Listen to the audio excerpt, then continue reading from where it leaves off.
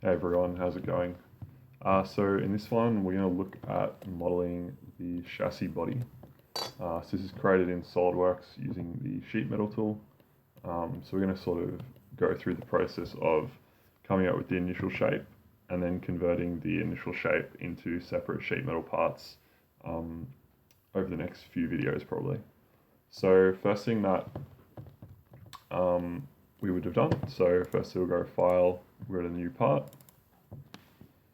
So to get started, when we would have been designing this, we wouldn't have had an exact shape in mind initially. So we probably would have just roughed out an approximate shape that we thought would sort of serve the purpose of the chassis body. So I'm going to start with the side sketch here because it's usually a good idea to start with the most complicated face of any object that you're making is your first sketch. And then basically we'll just chuck in some dimensions. So this is the actual shape of the existing chassis box, I think. So we'll just throw in these numbers. I think this was 50 from here to here. And then this was going to be 100 thick. And then this would have been 45, I think. And then we have a 25 on this end here. So that's essentially the side profile of the chassis body with the 50 millimeter hole in the middle for the crossbar. So I'll just X out of this sketch here and then we'll just extrude this shape. So let's go, what I'm going to do, I'm going to extrude out of both sides. I'm going to do a 425 divided by 2. So the whole width is 425 millimeters. But I'm going to extrude from both sides of this sketch, and that'll mean that our starting planes remain in the center of the part. So what I mean by that is now that we've finished this boss extrude, you can see how our origin planes here, they still remain in the middle of the part. So that's handy because we want to use these origin planes later to sort of constrain and align things with them. So it's good to have them in the middle of your part, just as a good process. And then I think the next thing we would have done, I think we've just got some cutouts here on either side, like so.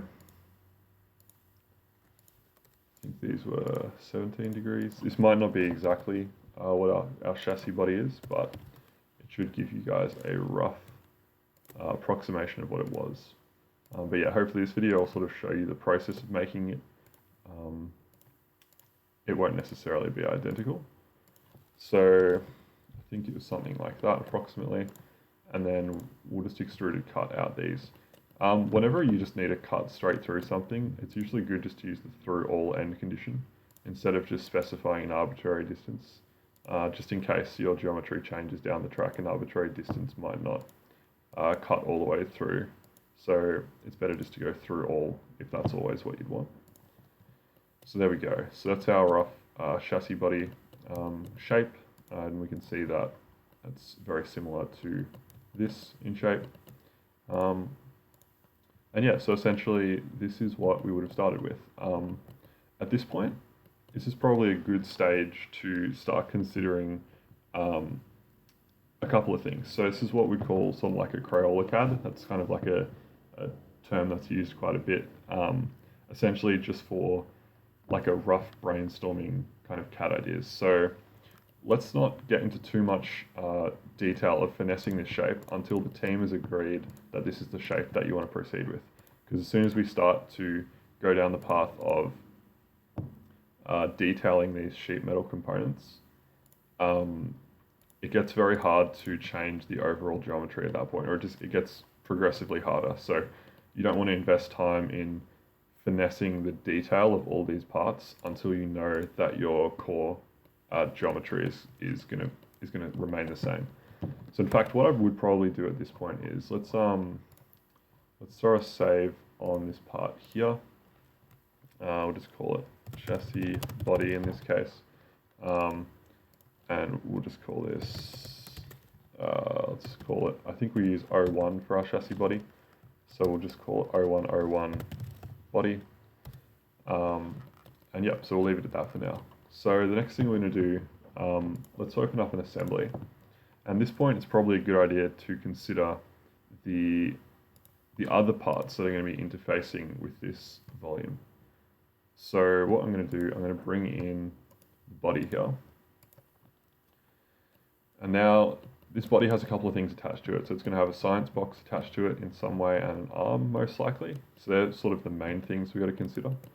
So the first thing I might do, let's start by drawing in the science box. And we'll basically just insert a new part up here. Lots of different ways. You could keep the parts separate. I'm going to draw it in context just to sort of grab some of the geometry of the main chassis body. That might be not optimal, but it's just a quick way of roughing it out. At this stage, it's just brainstorming. So what we would have done, we would have gone in here, and we would have maybe I'll convert this bottom face.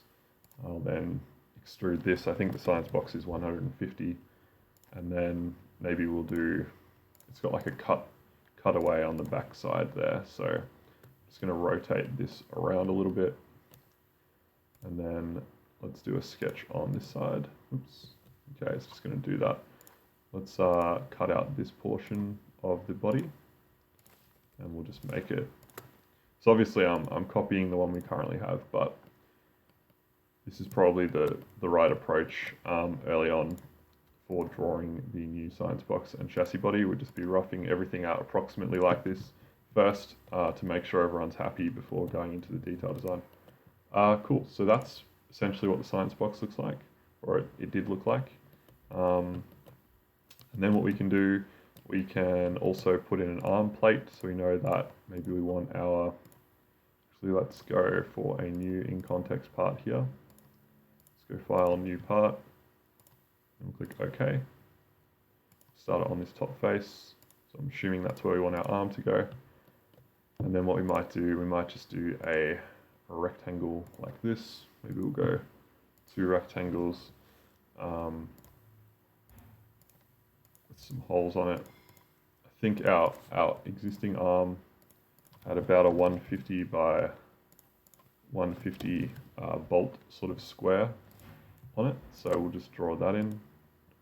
I think it was approximately 150 from the center as well. This is all approximate, but hopefully you guys get the gist. So pretty much we also had 4 holes like that.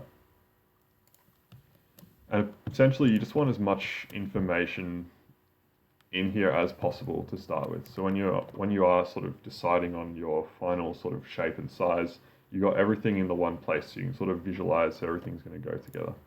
And you can sort of see how much relative space everything takes up. So let's just draw in the arm mount like this. And then what we'll do, you can just extrude up on that. Maybe we'll just go up by 10 millimeters. So that's our arm mount. So we've got our arm mount, we've got our science box. All right. So at this point, what I'd probably recommend, again, before detailing your model, if, for example, like the chassis body had like some masts and stuff, I'd probably draw those in as well. Like any sort of mounting points for like differential, all that sort of stuff, I'd just draw all of that in here up front, nice and early on. And with the science box as well, what we could do, so I'll start with the chassis, but it's probably also worth considering how you're going to lay out your electronics at this point. So what we can do, I'll just open up the chassis body. A really quick way of just starting to lay stuff out, we can just shell this. So we'll just shell it down to like 10 millimeters, and we'll just have a look inside. So that's roughly the kind of volume. Obviously we're going to have some kind of, in reality there were some stiffening members inside of here that blocked space, but essentially, this is a good quick way to sort of see how much volume we actually have. So then at this point, let's go back to our main assembly. Okay, it might throw us some errors potentially, but we'll see how we go. Oops. So we won't want to close that just yet. Let's just open up our assembly 2, here we go. Let's update that. Cool, so that's still roughly okay. So at this stage, what I'd probably do, I'd talk with your electrical team, and let's just start by grabbing some of our electrical black box volumes. So we'll go into chassis. Last year we did this. I'm not sure, they may have volumes changed, but we basically got a heap of different volumes made up for each of the major items. So we got the Jetson, we're going to have Chad as well, and then we're going to have IMU, you know, there's other stuff, but essentially at this stage, it's a good idea to start thinking about the orientation of your major objects that you want to fit inside of your body. So just to reiterate, all this stuff should be worked out before you convert these things into detailed sheet metal parts. Because the last thing you want to do is make all these really awesome sheet metal parts and then find out you don't have enough space for stuff. It's happened before. Let's try to avoid that happening again. So I would say we should try and have all of these things laid out with volumes at this point in the design process. So if for example, we're like, oh crap, you know, we don't quite have enough space for everything anymore, we can really quickly go into the body model and we can just say, okay, let's make our body 900 millimeters now to give us a tiny bit more space. And then, you know, boom, we've got more space. We go over here. The design will update really easily without any issues at this point, because it's simply 3D bodies at this point, not complex sheet metal parts. All right, so we can do the same thing for the science box. So in here, you know, let's just shell it quickly like this. We'll just shell it by 10 millimeters. And I would start just like we did with the electronics for the main body. At this point, it'd be a really good idea to consider the items that are going to be going inside of this box and the relative volumes they take up. So it'd be worth creating some black boxes, just like we have with Jetson, Chad, and the IMU, to represent all of the things that you think are going to be inside of this and on the outside surfaces as well. So essentially, this is the kind of model you want to be playing around with in your design meetings, and moving stuff around like this at this point. So cool. All right, so that ends this first video. I hope that was informative. In the next video, we'll start to decide on how this shape is going to be constructed out of sheet metal components. Thanks for watching.